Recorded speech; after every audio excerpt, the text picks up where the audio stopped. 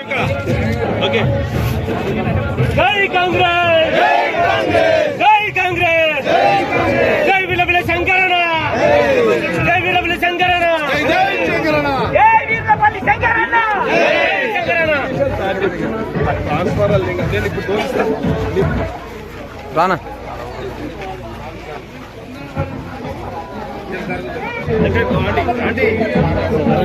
దయా సార్, దయా సార్, దయా సార్ ఇక్కడ. ఓకే.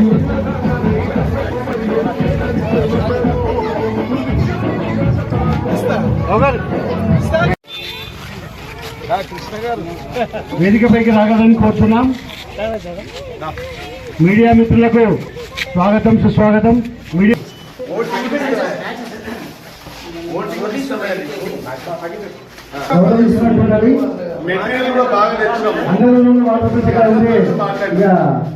అందరూ కాబట్టి మల్లాపురాలకు ఫస్ట్ ప్రియారిటీ అనేది కోరుతున్నాం.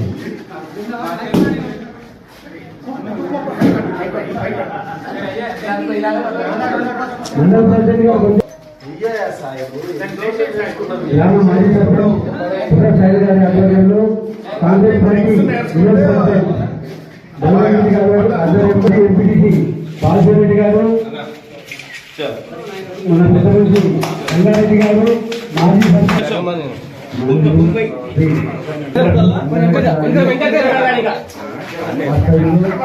అందరికీ ఎమ్మెల్యే గారి తరఫున ధన్యవాదాలు చెప్తున్నాం. అదేవిధంగా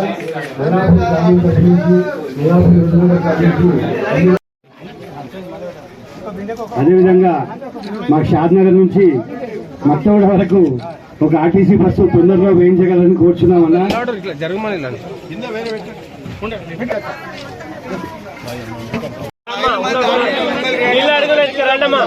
మీరే కదా అడిగిరు నేను వచ్చినప్పుడు. మన శంకరన్న గారికి ఎమ్మెల్యే ఎలక్షన్ లో మన ఇవ్వడం జరిగింది. ఆ మాట నిలబెట్టుకోవడం కూడా జరిగింది ఈరోజు. అందుకే వారికి ప్రత్యేకంగా ధన్యవాదాలు చెప్తున్నాం మన ఎమ్మెల్యే గారికి.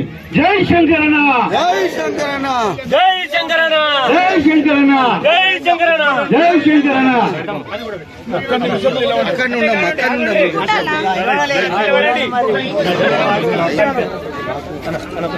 ప్రెస్ వాళ్లకు సహకరించాలని కోరుచున్నాం. ప్రెస్ వాళ్లకు గ్రామస్తులు సహకరించాలండి, లేకపోతే ఫోటోలు మంచిగా.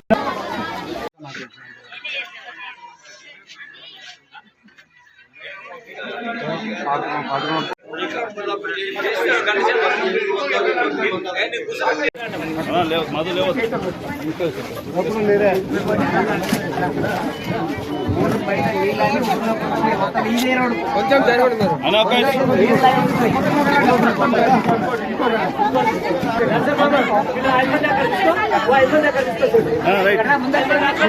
అన్నా అడగంగానే ఫిల్టర్ ఇచ్చినందుకు మాకైతే చాలా సంతోషం అన్న.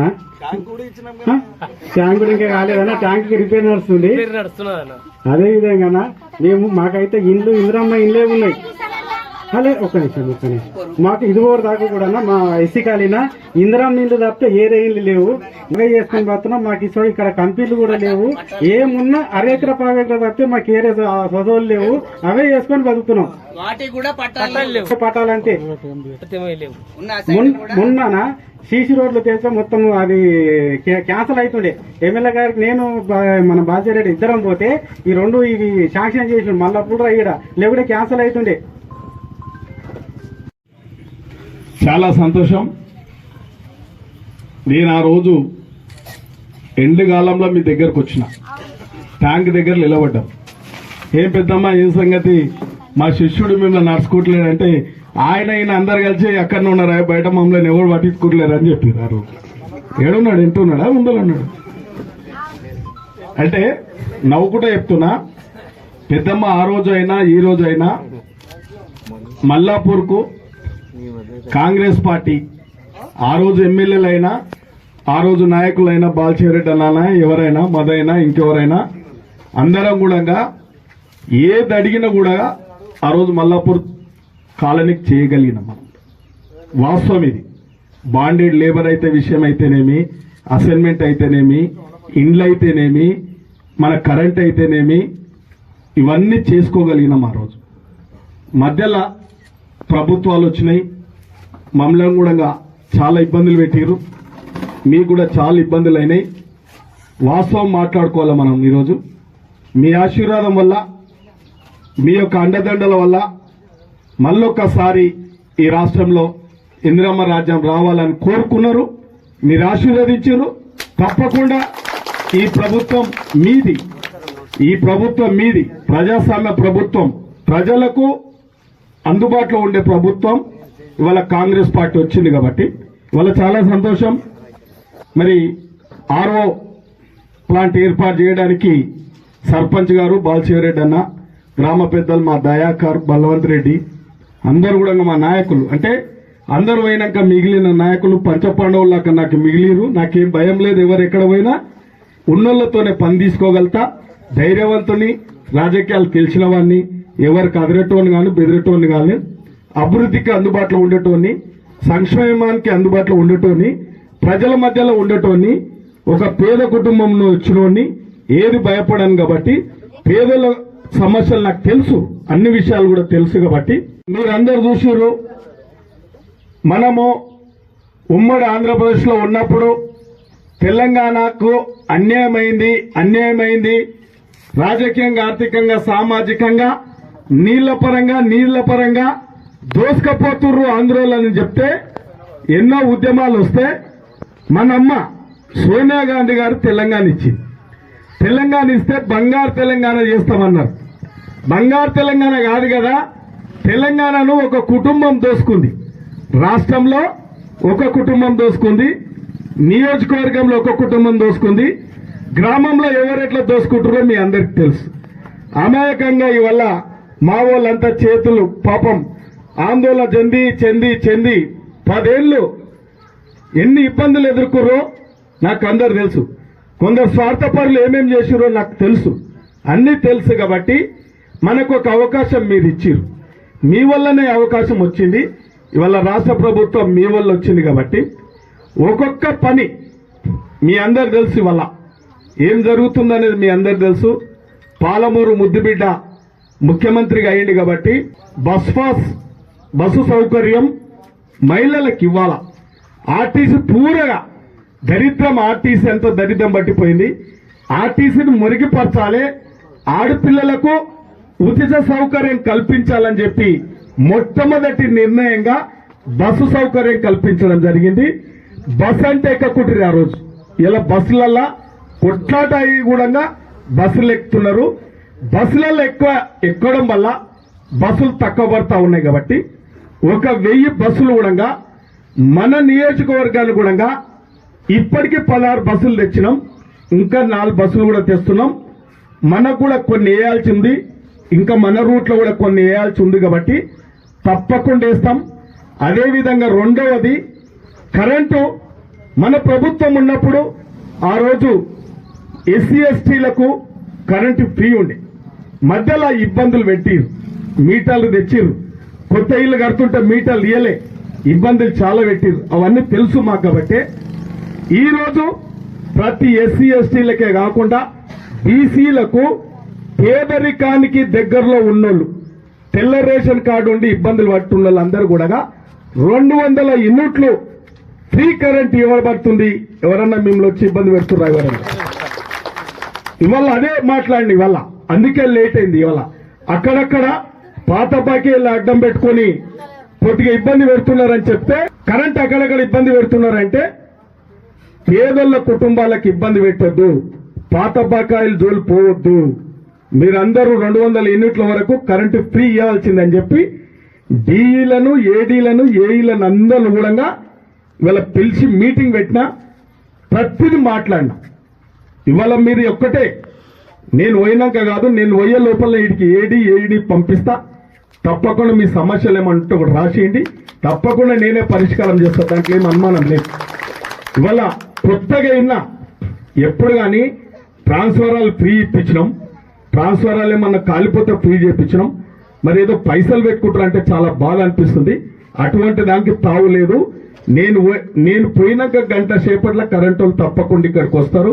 మీకేం ట్రాన్స్ఫరాలు అవసరం ఉన్నా, పోల్ అవసరం ఉన్నా తప్పకుండా రాసేయండి, ఆ అవసరం తీస్తాం. కరెంటు విషయంలో ఎవరు మన ఎస్సీలు ఎస్టీలు మాత్రం ఎక్కడ బిల్లులు మాత్రం కట్టడానికి వీల్లేదు, కట్టొద్దు కూడా. ఇంకా మూడవది, మా అమ్మలు అడిగిరు, సిలిండర్లు అంతా మంట మండుతుంది, బీజేపీ ఇట్లా పెంచేసాడు, 1200 రూపాయలు అయింది. మన ప్రభుత్వం ఉన్నాడు, కాంగ్రెస్ ప్రభుత్వం ఉన్ననాడు 440 ఉన్నది. ఆయన దీపం పథకం ద్వారా కూడా ఫ్రీ సిలిండర్లు ఇచ్చినాం. నింపుకరాలు అంటే 1250 రూపాయలు అవుతుందని చెప్పి ప్రతి ఒక్క అమ్మ, ప్రతి వాడ, ప్రతి చెల్లి, ప్రతి అక్క, ప్రతి అమ్మ చెప్పింది.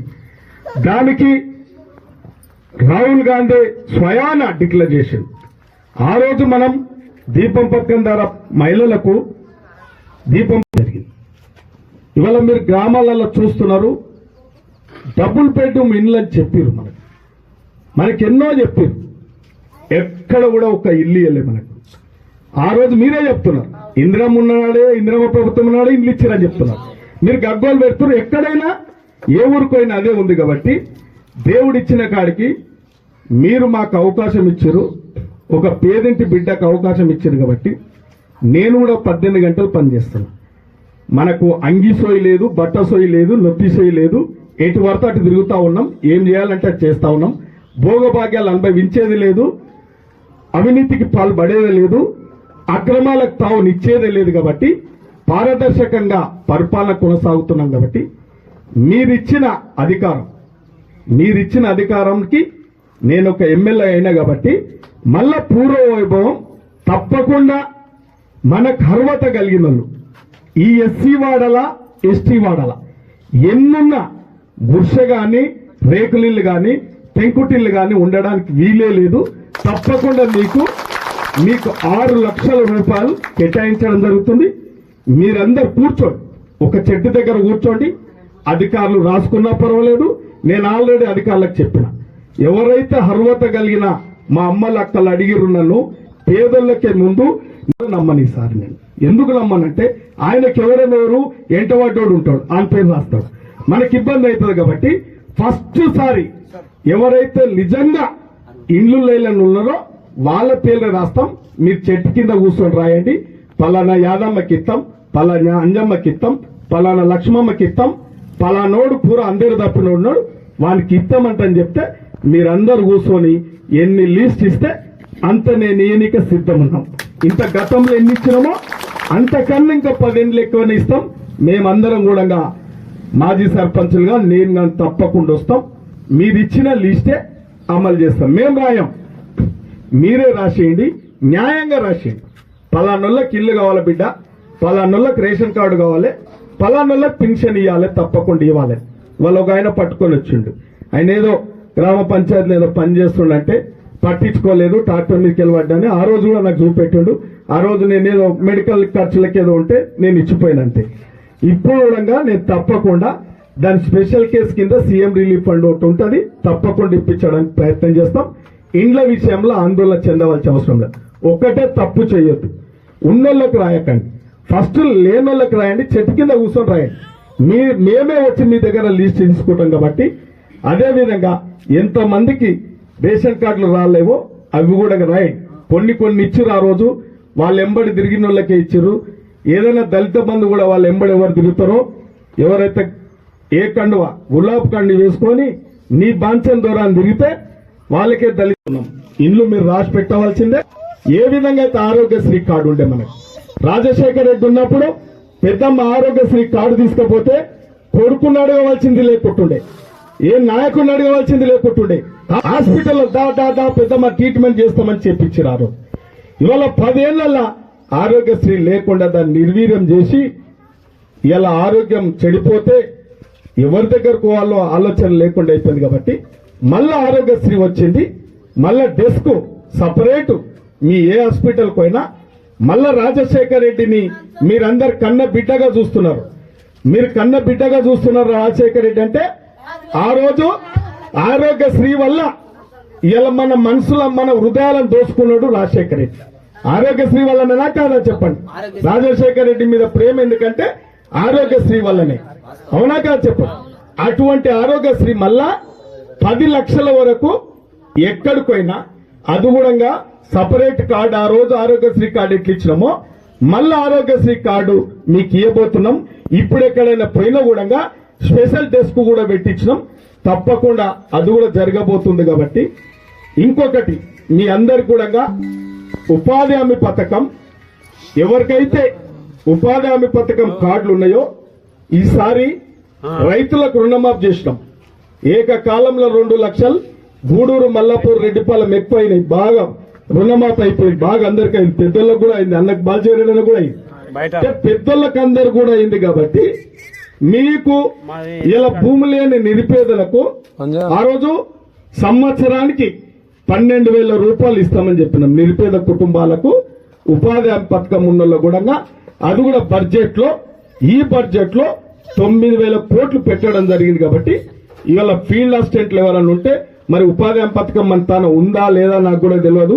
మరి నడుస్తుందో నడుస్తలేదో తెలియదు. కాబట్టి అది ఈసారైనా మీరు తప్పకుండా అది పేదోళ్ళు కాబట్టి అది వాడుకోవాల్సిందిగా మీ అందరితో మనవి చేస్తున్నాం. మళ్ళీ వచ్చేసారి తప్పకుండా రేషన్ కార్డులు, ఇండ్లు తప్పకుండా లేనులకు తప్పకుండా ఇస్తాం. కాబట్టి మీరు అందరూ అర్థం చేసుకోండి. ఈ ప్రభుత్వం 5 నెలలు 6 నెలలు అయింది. కార్యక్రమాలు అన్ని కూడా చేపడతా ఉన్నాం. ఈ రోడ్ అడిగినరు బాల్చేరెడ్డి అని అడిగినప్పుడు ఏం చేసినంటే ఫస్ట్ 2 కోట్లు పెట్టినాం. ఏదో రిన్యువల్ చేపించేస్తే పోతుంది, ఆడాడ ప్యాచ్ చేస్తానని చెప్పిన. మరి ఇంతమంది డబుల్ రోడ్ అంటున్నారు. మరి డబుల్ రోడ్ వచ్చేటప్పుడు మరి భూమి కూడా ఇడవలసి వస్తుంది. మరి డబుల్ మరి ఆ రోజు మీరే డబుల్ రోడ్ చేయాలంటారు, భూమి ఇడవమంటారు. నీ బాధ్యత నాది, నువ్వు బాధ్యత తీసుకుంటా. ఈ స్టేజ్ మీద ఉన్న వాళ్ళందరూ తీసుకుంటారా? ఏమా దర్శన్ తీసుకుంటారా? చేతులు లేవట్టు చూద్దాం. భూమి విషయంలో అందరం ఉంటామని రోడ్డు తెచ్చే బాధ్యత నాది. డబుల్ రోడ్డు, డబుల్ రోడ్డు ఏమన్నా ఇబ్బంది ఏముండదా? ఏముండదు కదా. ఏది అక్కడ నీ భూమి ఉందా? ఏమో కాదు. ఆ రోజు కూడా మాట ఇచ్చినాం. సబ్ స్టేషన్ వేసేటప్పుడు ఏమన్నారు? సబ్ స్టేషన్ తెచ్చక ముందు ఏమన్నారు? సబ్ స్టేషన్ ఎవరికి అవసరం ఉందా అన్నారు. అవునా కాదా చెప్పండి. తర్వాత ఈ కల్వర్ట్ ఎట్లుంటుండే? సొమ్ము కొంది సోకొంది అయింది. కట్టించింది నేను, ఆనందపడ్డ లాలు. ఎవడన్నా చెప్పగలుగుతాడా మేము కట్టించినామని చెప్పి? సబ్ స్టేషన్ ఎవడన్నా చెప్పగలుగుతాడా తెచ్చినామని చెప్పి? అంటే చెప్తున్నా. ఆ రోజు కూడా బాల్చేరెడ్డి అన్న చాలా నిష్ఠురపడ్డాడు. మాకు బీటీ రోడ్ కావాలి, బీటీ రోడ్ కావాలంటే అదే పెద్దగుట్ట తండకు ఎస్టీలకు కావాలని చెప్పి ఈ రోడ్డు నేను తీయగలిగినాం. ఆ రోజైనా నాయకుని కాకపోయినా ఒక పట్టుదలతో చేయగలిగినాం. మీరు ఒక అవకాశం ఇచ్చారు కాబట్టి, మీరందరూ అడిగారు కాబట్టి డబుల్ రోడ్ తప్పేట ఆల్రెడీ మాట్లాడిండు. కొన్ని షాద్నర్కి వెళ్ళి అయితే ఒక ట్రిప్ వేస్తామంటున్నారు. ఆ పలకనామకి వెళ్ళి మీ డీటెయిల్స్ ఇచ్చినవా? రాజేంద్ర నార్ది ఇచ్చినవా డీటెయిల్స్? నేను మాట్లాడిచ్చిన కదా నీకు. అయితే తప్పకుండా పెద్దమ్మ ఓ 15-20 రోజుల, ఒక నెల అనుకోండి, నెల రోజులలో ఒక 2 ట్రిప్పులు తప్పకుండా బస్సులు కూడా పెంచుతాం. అది మాకు తెలుసు. ఆ విషయం మీరు అడగకుండా నాకు తెలుసు. అది ప్రతి చోట అమ్మలకు చాలా ఇబ్బంది అవుతున్నది, అక్కలకు కూడా చాలా ఇబ్బంది అవుతుంది. బస్సులు కూడా వేయించే బాధ్యత నాది. బాల్చేరెడ్డి అన్న చెప్పినట్టు కాదు. డబుల్ రోడ్డు నేను డీలు ఎస్సీలు వాళ్ళు వచ్చినప్పుడు వాడు జరుగుతలేడు, వీడు జరుగుతలేడు అనేది మాత్రం నాకు చెప్పొద్దు. ఇది చాలా ఇబ్బంది ఉంది నాకు. రోడ్లు తెచ్చేదానికి ఇబ్బంది లేదు. తప్పకుండా మనం నిద్ర పోయేదే లేదు. మొన్న పెద్ద మనుషులు కూడా చెప్పారు. తప్పకుండా డబుల్ రోడ్ 12 కోట్ల రూపాయలతో పెట్టిస్తున్నది. అది రిన్యువల్ క్యాన్సిల్ చేసి అది నేను ఆలోచన చేస్తా. అప్పుడు పెట్టే డబ్బులు వేస్ట్ అయినాయి. అదేందో చూస్తా. మరి ఎవరి భూముల గురించి చెప్తున్నారు అది నాకు తెలియదు. కానీ మళ్ళొకసారి ఆలోచన చేస్తా. అది నేను తర్వాత ఆలోచన చేస్తా. ఇది మాటలు ఎవరు కావాల్సిందో మీరు రాయండి. మగపిల్లలందరూ ఏ రోడ్ కావాలో ఆ రోడ్ రాయండి. ట్రాన్స్ఫారాలు ఎన్ని కావాలో తీర్మానం చేసి మండల ప్రెసిడెంట్కి ఇవ్వండి. తప్పకుండా అవి అమలు చేసేయడానికి ప్రయత్నం చేస్తామని చెప్పుకుంటూ ఈ అవకాశం ఇచ్చిన అందరికి ఆలస్యమైనా నేను చెప్పిన 4 మాటలు విన్నందుకు మీ అందరికి ధన్యవాదాలు, శుభాకాంక్షలు తెలియజేస్తాను. ఈ రోడ్డు ఏదైతే ఉందో ఉన్న మాట చెప్తున్నా మనది ఎక్కువ రోడ్లు ఉన్నాయి షాద్నగర్. కాబట్టి ప్రకాష్ గౌడ్ మన పార్టీలోకి వచ్చిండు కాబట్టి ఆయన నిధులు కొన్ని తీసుకొని, నా నిధులు కొన్ని తీసుకొని, మల్కారం ఉంది కదా వాళ్ళ సరిహద్దుకి వెళ్ళి ననాజ్పూర్ ఆయన కొన్ని ఫండ్లు కదా రైల్వే గేటు వరకు డబుల్ రోడ్ చేస్తున్నాము. మధు గారు రాసుకోవచ్చు కూడా, దీంట్లో ఏం అనుమానం లేదు. మాట్లాడుతున్నాడు అంటే కాని మాటలు ఇప్పుడు చెప్పను. మా రాము కాబట్టి తండాలను ఎత్తుకుంటూ వస్తున్నాయి ప్రభుత్వాలు. ఇలా అంటే ప్రతి తండా కూడా రోడ్ వేపిస్తున్నాం. అన్న కూడా చెప్పిండు మొన్న ఏదో పెట్టిరు కానీ మరి చేయలేదంటే తప్పకుండా చేపిస్తున్నాం. ఆ రోడ్ కూడా చేపిస్తున్నాం. మా రామదాస్ గారు చెప్పిన రోడ్ కూడా తప్పకుండా చేపిస్తున్నాం. తండాలకు దాదాపు ఒక 50 కోట్లు వస్తున్నాయి. ప్రతి తండాకు రోడ్డు చేయాలని కూడా వచ్చింది. అర్జునవాడ ఈ వాటర్ ఫిల్టర్ నీళ్లపల్లి శంకరన్న గారు గత 3-4 సంవత్సరాల క్రితం కూడా ఆయన మాకు హామీ ఇచ్చాడు, నేను తప్పకుండా మీకు వాటర్ ఫిల్టర్ ఇస్తాను. అది ఇవాళ మాకు ఎలక్షన్ అయిపోగానే ఫస్ట్ వాటర్ ఫిల్టర్ హర్జనవాడకి ఇచ్చాడు, మల్లాపూర్ హర్జనవాడకి. ఇవాళ దాన్ని ఆయన్నే మళ్ళీ ఆయన చేతుల మీదుగా ఓపెనింగ్ చేసి ప్రతి ఒక్కరికి నీళ్లు రాపినందుకు సహకరించిన ఆయనకు ఎల్లవెల్ల కృతజ్ఞతలు ఉంటాము. ఇంకొకటి ఈ రుణమాఫీలు కూడా దాదాపు చాలా ఇప్పటికైనా 75% మందికి వచ్చినాయి, ఇంకా వస్తున్నాయి. ఈ 2 లక్షల వరకు చాలా ఆయన శ్రద్ధపడి కష్టపడి ఇలా రేవంత్ రెడ్డి గారు ముఖ్యమంత్రి మన పట్టి విక్రమార్క గారు పట్టుబట్టి ఈ రైతులకు రుణమాఫీ గురించి చేసే రాష్ట్రంలో చాలా సంతోషం. ఇది రైతులకు మాత్రం హర్షించదగ్గ విషయం. మా అందరికీ మేమంతా రైతులం కాబట్టి వారికి ఇళ్ళవేళ్ళ కృతజ్ఞత ఉంటామని చెప్పి హామీ ఇస్తూ మేము తప్పకుండా మా కోరికల్ని ఆయన తీరుస్తాను గట్టి హామీ ఇచ్చిండు. ఆ హామీలు కూడా మాకు చేస్తామని మాకు 100% నమ్మకం ఉంది. మాకు గెలవక ముందే ఇచ్చింది వాటర్ ఫిల్టర్. గెలవక ముందే ఊళ్ళోకి వచ్చి నాకు వేసినా వేయకుండా నేను వాటర్ ఫిల్టర్ ఇస్తారని గెలిచిన ఎమ్మటే మళ్ళీ భాగ్యరెడ్డిని నన్ను పిలిచి వాటర్ ఫిల్టర్ ఫస్ట్ ఊరికే ఇస్తున్నానని ఫస్టే చెప్పింది. అది గెలిచిన వారానికి మాకు పంపించింది, ఇది వచ్చింది నాకు కూడా మాకు తెలియదు, పంపించేసిండు. అదేవిధంగా రుణమాఫీ 2 లక్షలని కాంగ్రెస్ పార్టీ చెప్పిందంటే 100% చేసింది రుణమాఫీ. అందుకని ఈరోజు పాలాక్షేత్రం కూడా చేసినాం. మల్లపూడ పెద్ద ఎత్తంగా ఈరోజు వచ్చినందుకు అందరికీ ధన్యవాదాలు.